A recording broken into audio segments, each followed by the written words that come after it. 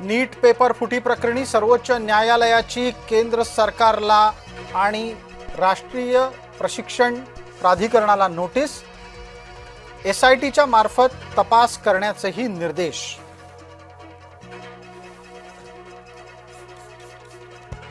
पुण्यात मंगळवारी रात्रीपासून 14 दिवसांसाठी जमावबंदीचे आदेश। जमावबंदी काळामध्ये आंदोलनं, मोर्चा आणि सभांना बंदी। विधान परिषदेसाठी महायुतीचा फॉर्म्युला जवळपास निश्चित। भाजपा 12, शिवसेना 4 तर राष्ट्रवादी एका जागेवर लढणार।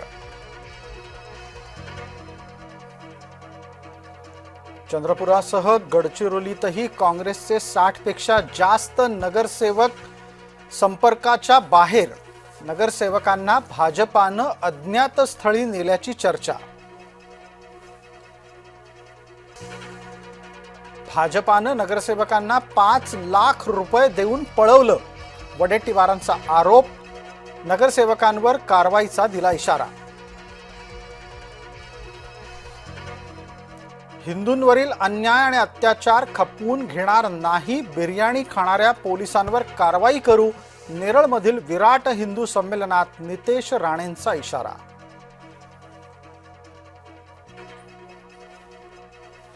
बेकायदा गर्भलिंग निदान प्रकरणामध्ये भाजपा कार्यकर्ते डॉक्टर विवेक माने अडचणीत। वाशिम जिल्ह्यातील मालेगावमध्ये रॅकेटचा पर्दाफाश।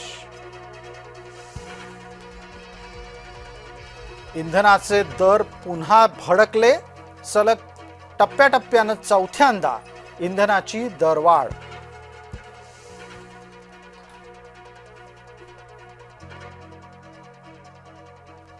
रायगडच्या आंबेनळी घाटामध्ये वाहन कोसळलं, अपघातात 8 प्रवाशांचा जागीच मृत्यू। धुळे जिल्ह्यामधल्या लळिंग घाटात भीषण अपघातात 5 जण ठार। अहिल्यानगर कल्याण महामार्गावरील अपघातामध्ये 4 जणांचा बळी।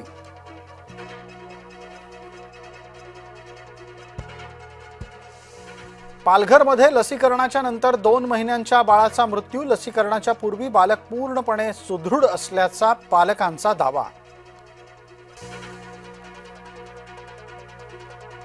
अहिल्यानगरच्या पोलीस मुख्यालयामध्ये हातबॉम्ब फुटला, 4 प्रशिक्षणार्थी पोलीस जखमी।